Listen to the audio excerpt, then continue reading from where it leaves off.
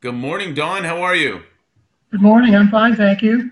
Welcome to, first of all, thanks for participating and welcome to our leadership series, specifically this on board perspectives. And if you would, could you give a tiny bit of your background to us? Sure. I'm a CPA by background. I was with Deloitte for 36 years, 26 of those as a partner. And during that time frame, I ran three Deloitte offices, was a quality control reviewer for 5 years.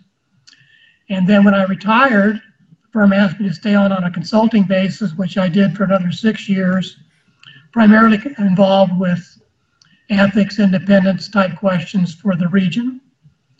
And then when I retired, I became full-time faculty at Pepperdine in the master's program.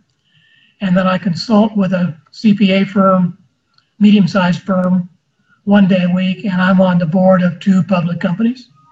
So I'm kind of retired, kind of not retired. It's like air But conditioner, I enjoy everything I do, so that's why I keep doing it. I like it. Retirement's not gardening anymore. No, it's not. So, well, that's a good segue, for our board perspectives. We talk a lot about leadership. You've certainly had some interesting experiences in that regard. Can you tell us if some of those experiences related to leadership?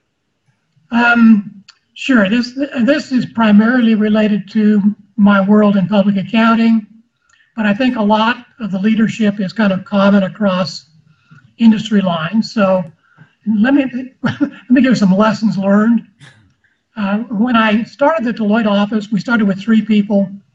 We grew it to about 30, and in the course of that growth, I was involved with hiring, coaching, mentoring virtually every person that came in the door. So I knew them intimately. Then when Deloitte and Touche merged, Deloitte asked me to go to Century City to run the Century City office, which was primarily a Touche Ross practice, which I did. That was about 100 people. And when I was running the Woodland Hills office, I would have a monthly partner meeting followed by a monthly partner and manager meeting, because that's how you drive the practice. Right. And it was important that people feel open, free to discuss virtually anything that's on their mind. So when I went to Century City, I started having partner meetings once a month and manager meetings once a month. And I didn't really feel like I was getting traction. I didn't feel like I was getting really open, candid dialogue. And it finally dawned on me the problem was I hadn't gotten to know the Touche Ross partners as individuals because I hadn't grown up with them. Right. So I kind of reversed course. I started having dinner and lunches individually with each one of the partners and then the managers. And then I kind of got to know them as a person. They kind of got to know me as a person.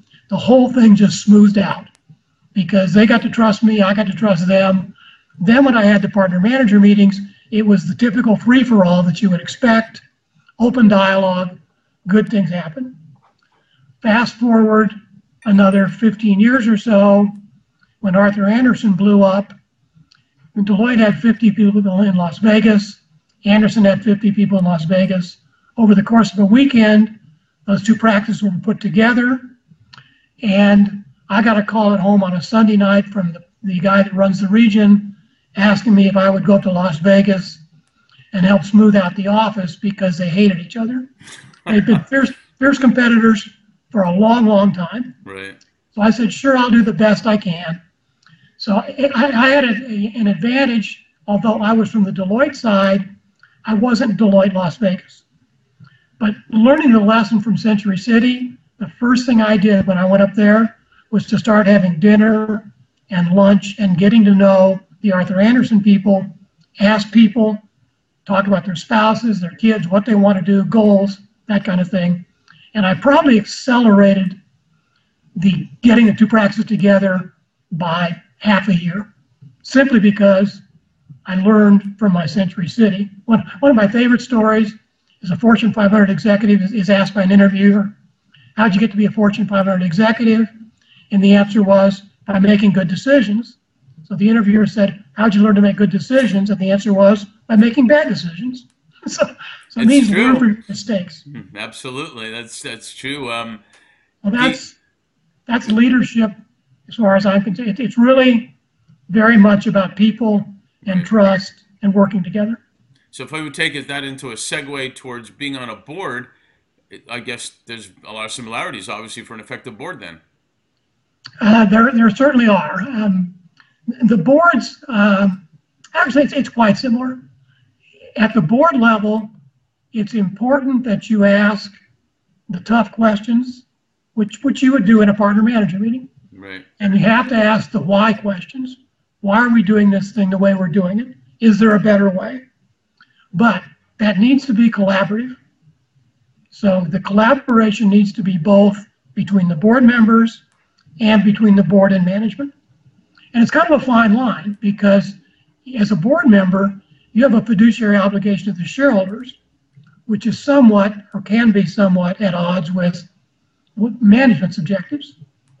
But if you can do it, it can be collaborative, but you certainly should not be a board member and just sit there and say yes, yes, yes. Good board members ask the tough questions. They'll push back in a collegial manner. That's great. That's great insights. Thank you, Don, for sharing that. Really appreciate it. You're welcome.